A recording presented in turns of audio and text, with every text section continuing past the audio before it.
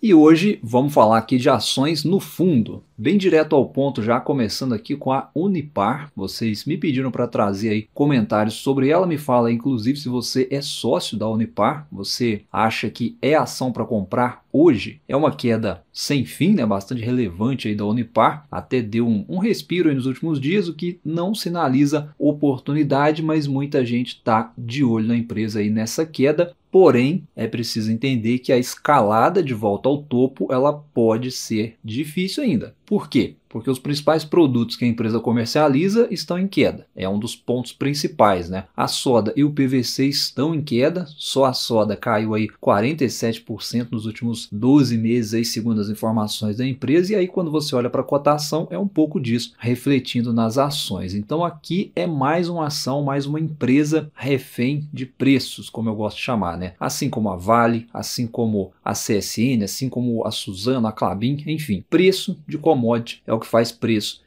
nas cotações e é o que faz o resultado da empresa. Não adianta a empresa vender mais se o preço não está atrativo, preços que eu me refiro às commodities, aos produtos que a empresa fabrica e disponibiliza para outros mercados. Nesse gráfico aí fica até desenhado para você entender melhor. Veja que a receita em verde, né, ela foi maior do que vários períodos, né, de trimestres passados, desde 2017, 2018 para cá, mas isso não significou lucro maior. Então é o que eu falei, é refém de preços das commodities. E aí tem vários pontos, né, que estão desfavorecendo os preços dos produtos da Unipar nesse momento, que estão puxando o resultado para baixo, consequentemente cotações em queda. E isso vai desde a demanda fraca, né, demanda baixa aqui no Brasil para esses produtos, pensando nos setores consumidores, né, passando até pelos problemas inflacionários lá na Argentina, onde a empresa também tem operações. A soda e o PVC são insumos, né, vamos chamar assim, muito usados aí em diversos segmentos da indústria, então precisa de mais produção industrial e, consequentemente, maior consumo para puxar os preços para cima de novo. E como no momento não é o caso, não faz sentido as commodities subirem. Logo, nós temos uma incerteza em relação a preços, em relação a cotações aí para Unipar e, consequentemente, incerteza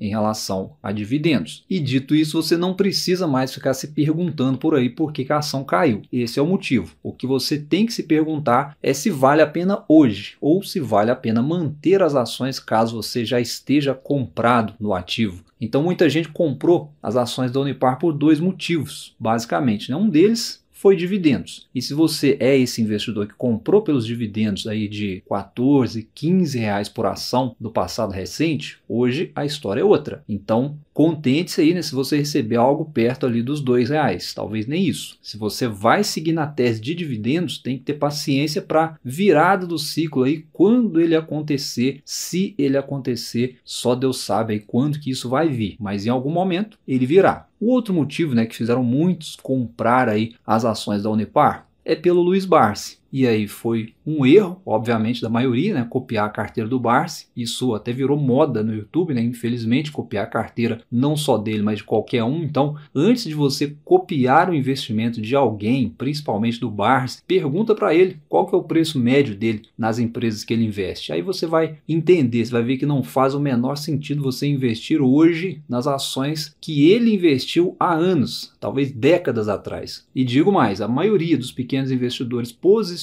em Unipar hoje, que compraram lá no hype dos dividendos, assim que a ação der uma subidinha, der um gás, vão pular fora. Mas para você, investidor racional, que está monitorando essa queda hoje, vislumbrando oportunidade e também, né, por que não, dividendos lá no futuro, visando uma retomada, tem que pensar, será que está barato hoje? Será que vale a pena nesses preços? Se a gente tentar traçar um valuation, né, ou olhar o valuation hoje, para quem olha, o PL está na média, um pouco abaixo ali, né? Talvez por essa ótica aqui a gente começaria a enxergar um desconto, ainda que tímido. O preço sobre valor patrimonial, né, por mais que tenha caído bastante, ainda está acima da média, em cerca de 2 vezes, ainda é 20% caro, vamos chamar assim. E aí quando a gente vai olhar para indicadores operacionais, a gente vê que de fato a empresa pode estar cara ainda. Só que tem um detalhe importante, né, que já já a gente vai ver depois desse indicador aqui, ó. Mas veja que olhando para o EV/EBITDA, por exemplo, né, significa que ela ficou mais cara porque ela está gerando resultado operacional menor, pelos motivos que eu falei no início do vídeo. Queda das commodities, consequentemente o lucro menor, a empresa nem está produzindo no seu mais alto nível justamente porque a demanda está fraca, né? Então pressiona ali os resultados operacionais e acaba deixando a empresa cara, vamos chamar assim. Porém, mesmo com esses fatos negativos, ela não ficou mais alavancada por conta disso. Muito pelo contrário, né? A Unipar ela segue com um balanço muito sólido, principalmente no quesito posição de caixa. Uma coisa é fato, né? A Unipar sempre foi bem gerida. É um ponto aí para quem está olhando para a tese nesse momento. O que não pode acontecer aqui é a empresa se alavancar abruptamente, né, com investimentos muito pesados nesse ciclo de baixa, né, e não faria muito sentido. Até então, ela segue tranquila. Então hoje, nesses preços, né, baseado no resultado que ela entrega, como a gente viu, pode estar ainda caro. Olhando lucro versus cotação, o máximo ali que a gente consegue chegar é num preço justo, tá vendo? Precisaria estar entregando um resultado maior para a gente afirmar o desconto. Porém, a gente está falando aqui de commodities, né, que são muito imprevisíveis e o mercado reflete expectativa futura na cotação hoje, né, e não necessariamente reflete resultado. Por isso, na minha opinião, por mais que o balanço seja sólido, por mais que a empresa seja boa, por mais que seja um negócio necessário, algumas questões ainda deixam aí na dúvida quanto à retomada de preços principalmente. Por isso, se você quer empresas de commodities em carteira, na minha opinião, eu acho que tem nomes mais descontados no momento, tá? Como eu falei, não é uma empresa ruim, muito pelo contrário, mas tem nomes melhores para olhar em commodities e que também estão no fundo, diga-se de passagem, né? E por coincidência, é também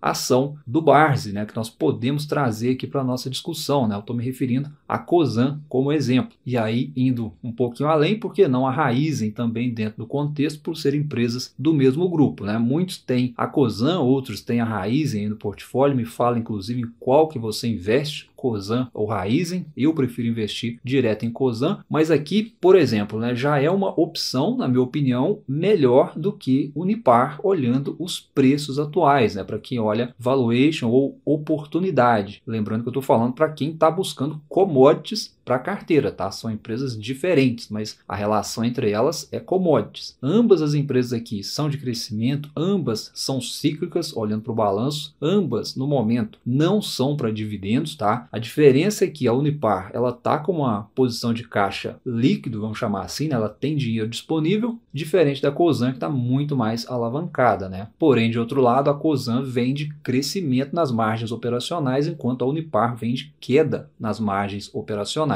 Mas enfim, são negócios diferentes, negócios distintos. Eu falei isso aqui só para justificar que, para quem está olhando commodities para o portfólio, olhando para a Cosan hoje, faz mais sentido do que olhar para a Unipar, mas são empresas distintas, repetindo, tá? Mas aí sobre a Cosan, vamos lá. É promessa, né, de oportunidade, na opinião do Barsi, por exemplo, né? E muita gente comprou porque ele comprou, e apesar desse erro corriqueiro aí entre investidores, se você fez isso, né, você deve estar frustrado, muito provavelmente. A Cosan, desde que virou promessa aí, né, desde 2020 para cá especificamente, até então, só queda, já está namorando aí os preços lá de 2020. Eu poderia listar aqui vários motivos, né, para isso, como por exemplo, a queda das commodities também, a alta de juros principalmente, né, porque é uma empresa bem endividada ainda, a compra na participação na Vale também é contraditório aí para alguns. A empresa abriu mão, né, de reduzir a alavancagem para comprar a participação na Vale, né? Porém, o grande ponto aqui que você, investidor que está comprado em Cosan, e talvez você que quer comprar as ações e precisa analisar, é o seguinte, é que mesmo com os desafios econômicos, mesmo com as commodities em baixa, mesmo com a dívida da empresa alta, a empresa vem entregando receita e EBITDA. Talvez é o principal ponto da tese, né? E até aqui eu deixo para você a dica, né? Se você está buscando por empresas de crescimento, seja ela qual for, é olhar se a empresa que você está estudando está crescendo receita e EBITDA. Por quê? Receita crescendo é sinal de que a empresa está não só vendendo mais, como também está ganhando mercado. É o principal indicador de ação de crescimento. E a Cosan é uma empresa, apesar de cíclica, é diversificada, então ela tem mercados a conquistar ainda. E aí depois a receita, olhando para a EBITDA, o próximo indicativo, porque se analisa para nós que o negócio da empresa dá lucro, dá resultado. E a partir daí, o lucro líquido é uma questão de tempo. E de quanto tempo que nós estamos falando? Ninguém sabe, né? Você tem que se perguntar se você está disposto a pagar para ver. Hoje, os empecilhos aí, vamos chamar dessa forma, né, para a empresa atingir ali um lucro líquido menos oscilante, são a dívida e os custos aí de modo geral, porque é uma holding, né, e o papel de uma holding é investir, é se alavancar para alavancar os negócios, e aí é aquele exercício, né, que eu já falei aqui em vídeos passados para você sempre fazer. Se a dívida está subindo,